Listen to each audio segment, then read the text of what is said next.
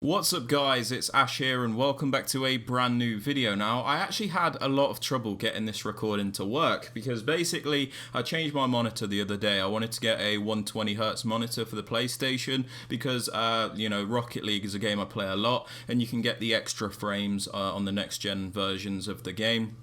Or the next gen console, should I say.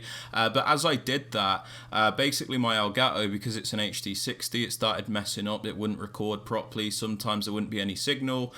So, you know, it took me a while to figure out how to fix it. But we got there eventually, and here we are. But without me waffling, guys, let's get right into today's 41212 custom tactics. It's time for footy, so if you guys want any FIFA 23 coins, make sure you check out MMOXP.com. Their link is down in the description. They're fast, cheap and reliable, and if you use my code Rema, you can get yourself a lovely 5% discount. Okay then guys, so starting off with the custom tactics today, for the defensive style, I do like to have this on balance. Now, the reason we have this on balanced is because it does give you the best control over your defense. So when you want to press your opponent, you can do that and be nice and aggressive. And then when you want to be a bit more passive and conservative and maybe drop back a bit, you can also do that. So it does give you the control and balance that the other settings will not give you, which is why I do like it so much. Now moving on to the defensive width, guys, I have this on 39 at the moment. The reason for this is it makes our defense nice and narrow and compact, which will stop our opponent being able to just run right through the middle of us. It stops us leaving so many gaps and stops us being so exposed when our opponent is on the attack. Now the reason we don't lower this width to a crazy amount like 20 is because it's still important to maintain some of the width in the formation, because you want to be able to cover those wider areas in case an opponent tries an attack down the wing. So we want to be narrow in our defense, but we also don't want to be too narrow. Now moving on to the depth, guys, I have this on 65. Now depth works in a really weird way on the next gen versions of the game.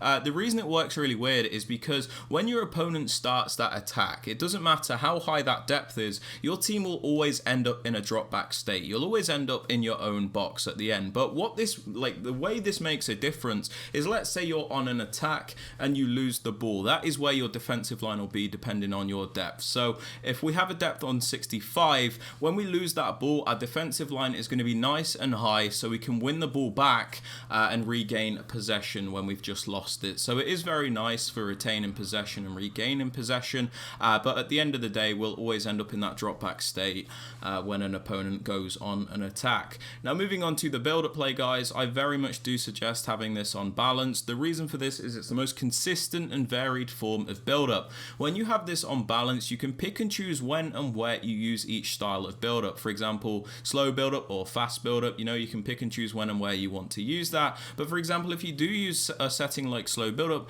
you always have to play slowly. You can't randomly decide to speed up. The same way if you use fast build-up, you can't just slow down. So it's nice to have that balance to be able to pick and choose which build-up style you want to use. Now for chance creation, guys, an absolute must in my opinion is direct passing. Now the reason this is so important is because direct passing makes your attacking players back up against the defenders, meaning it's very easy to isolate a specific player, take him on and create a chance. We call these the 1v1 isolation plays, kind of like what you see in basketball. Direct passing is super important for that reason. Players will also make the extra movements in the box so you can get off the extra pass to guarantee those goals.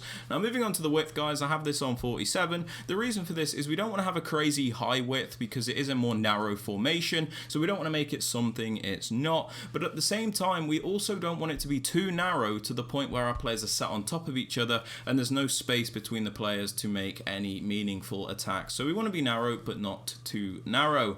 As for players in box, guys, I have this on 3. This is so we can get a few players into the box to finish off those chances, but we don't overcommit everybody to the point where we're always getting counter-attacked and leaking goals. As for corners and free kicks, guys, these are both on 1 because there's a set piece routine that I use which requires these to be on 1. Link to that in the top right hand corner of the screen if you are interested. Now for the player instructions, guys, on the strikers, I actually have them both on stay central and mixed attack. Now the reason we have them on stay central is because we always want them to be in those central positions where the striker should be. We don't want them drifting out wide because they're not going to be much use to us there. We want them to be in the middle. We want them to be in those shooting positions. The reason I also have them on mixed attack is because I feel like you get a lot more out of the players this way. When you have them on mixed attack, they make more versatile movements. That's, you know, sometimes they'll come short. Other times they'll run in behind. You get a lot more out of the play. You know, sometimes you can make really nice build-up plays, whereas if you do have them on getting behind, they're always going to make that dart and run in behind, which can be very predictable against a high-end opponent, which is why I don't like it.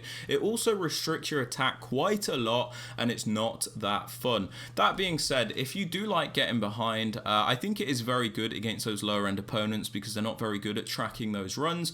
You could even go for a balance where you have one on mixed and one on getting behind, but it's completely up to you what you have on these players. Now moving on to the cam guys, most importantly we have him on comeback on defense. The reason we do this is because it will make this team defend in a 4-4-2 shape. Now the reason this is so important is because if you look at the 4-1-2-1-2 narrow as a formation, as its shape, you can see there is just so much, there's so many gaps and so much space down the wings, down the side, which means it's going to be very easy for an opponent to just attack you down the wide areas. But when we put this player on comeback on defense, like I said, it will make it defend in a 4-4-2 shape, meaning we'll still have good coverage of those narrow areas, and we'll also have good coverage of the wider areas too. So it makes us very solid in defense, meaning we're going to be very good in both the attack and the defense. We also have this player on get into the box cross, so he isn't hesitant to get into the penalty area and get involved. Moving on to the right centre mid guys, I like to use more box-to-box style midfielder, so I have him on the default settings, and we also have him on cover centre. We have him on the default settings because, like I said, he's more box-to-box style player, so I don't want to restrict him all that much. The only important thing is that we have him on cover centre, so he does defend as one of those centre mids in the 4-4-2 shape.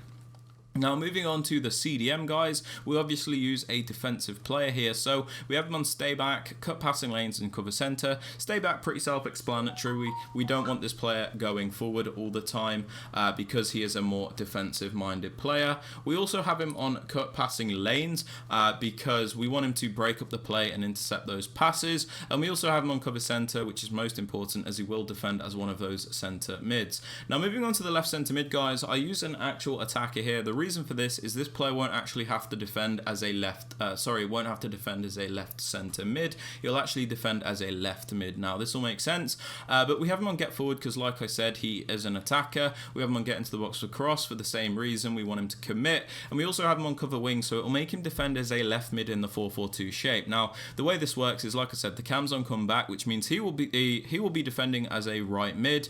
The right centre mid will still be defending as a right centre mid. The CDM will be the left centre mid, and the left centre mid will be the left mid, which is why the defensive stats are not important at all. Moving on to the left back guys, I use more attacking fullback, so we have him on balanced attack and overlap. We have him on balanced attack, so he's not scared to get forward, and we have him on the overlap, so we do actually get extra width in our attack. Now the reason this is important is because, like I said, 4-1-2-1-2, very narrow, and when you're playing against a good opponent, it can actually be very difficult to always play through the middle. It's very useful to have that wider option, which is why the overlap run type on this left back is very good in my opinion. Now a lot of people ask if it has to be the left back. No, it can be the right back if that is more, your more attacking minded player, so don't worry about that. But having one fullback on balanced overlap, super important in my opinion. For the other fullback guys, I have him on stay back and overlap. We have him on stay back, so we always have at least 3 defenders back at a time, but he will make the overlapping runs when we do send him on a run forward.